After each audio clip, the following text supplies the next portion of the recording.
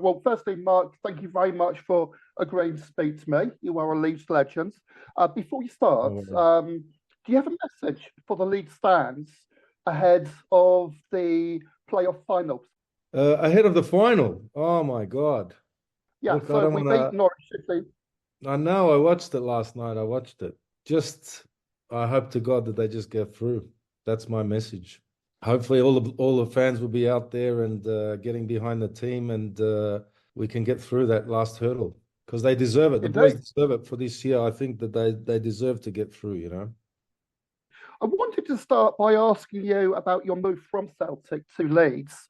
What's inspired it? Did you have any other job offers on the table at the time? And was there anyone at Leeds, i.e., Harry Kewell, that made the move more attractive for you?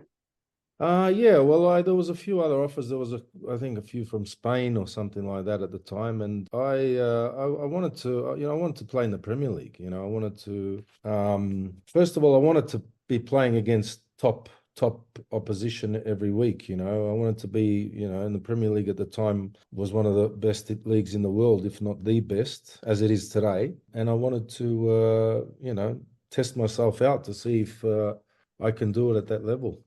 It was a big bonus that Harry was there, and also there was a friend of mine, Danny Milosevic, was there. So I knew him for quite a while beforehand, and I played with the national team. So it was a really good. Well, it wasn't the biggest reason, but it was a big reason why I went down to Leeds. I think it was after you became a Leeds player, several other Australians came into the Leeds side. So you had Jacob Burns, Paul Oaken, Shane Sheriff. Obviously, they didn't really make the kind of mark that you and Harry did, but I think Leeds became one of the first clubs in the Premier League to actually look at up and coming Australians. Yeah, it was like that for some reason. I don't know. It was probably because H was the guy, who probably started that off because he was, he was there in as a youngster coming through the ranks, and maybe they saw, if somebody, coming from Australia can be that good a footballer, there isn't a reason why others can't be like that as well. So I think that's probably one of the main reasons.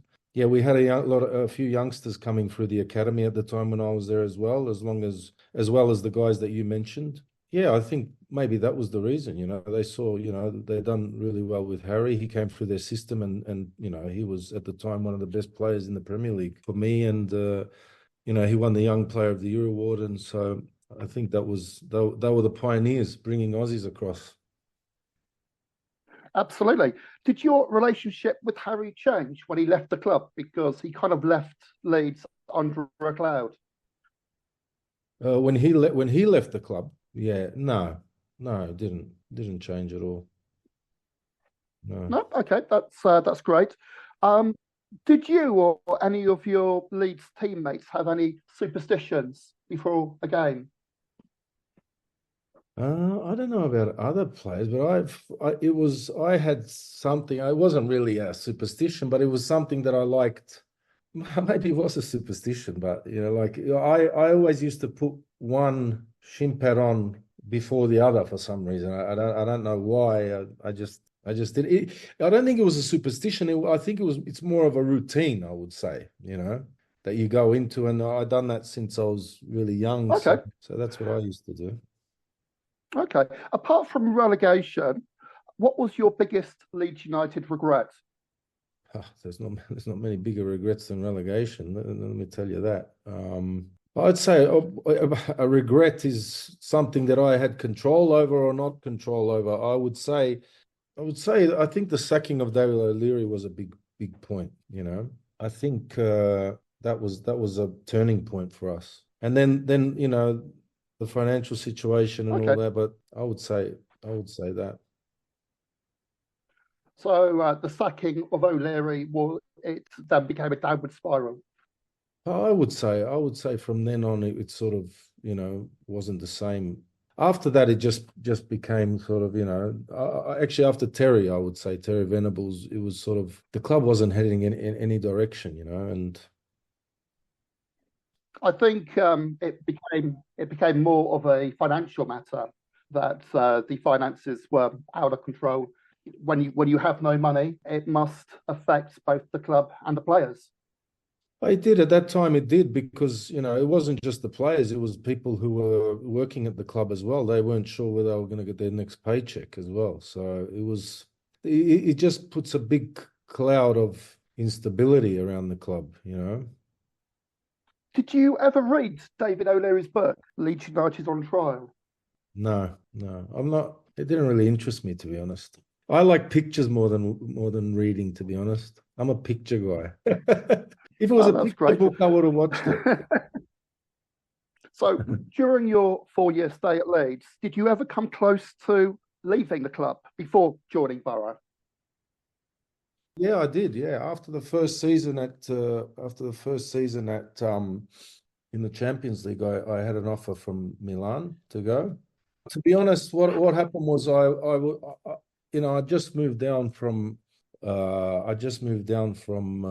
Celtic. I bought myself a house there, and I was really happy. I loved going into work every day, and the things were looking upwards at that time. And my decision to stay was based on thinking that we were gonna, we just bought Rio Ferdinand as well, investing in some good players, Robbie Fowler, Robbie Keane, and I actually thought we were going to be, contending for the league.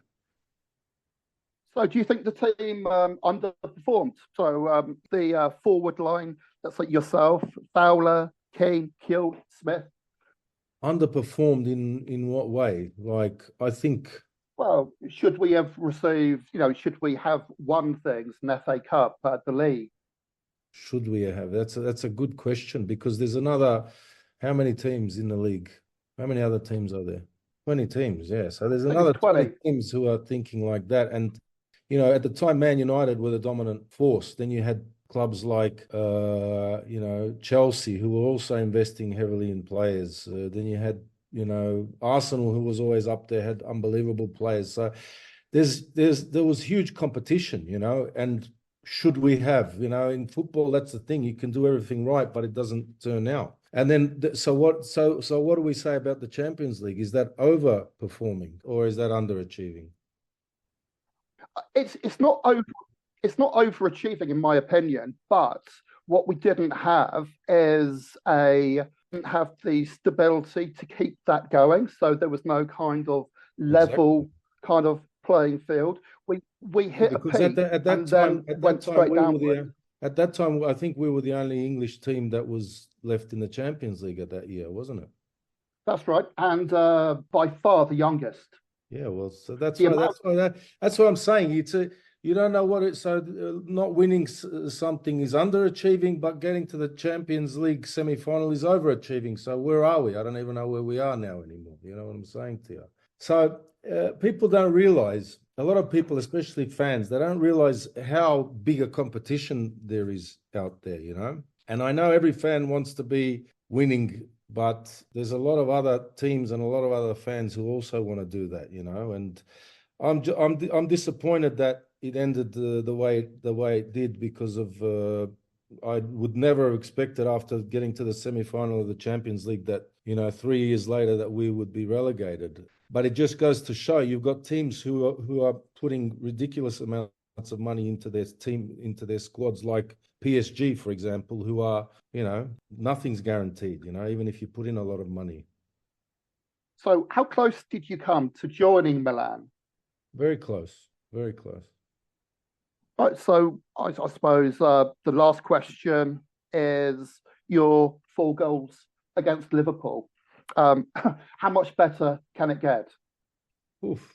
Then scoring 4 against Liverpool at Ellen Road, that was a huge highlight. That was a huge highlight. I don't know if you can, as an individual sort of a performance, I don't think there's, you can get much better than that. Very difficult. Would you say it was the highlight of your career or one of your highlights? Oh, wow. Like the thing is, it's hard to generalize, there's so many moments, and every moment is very important to you.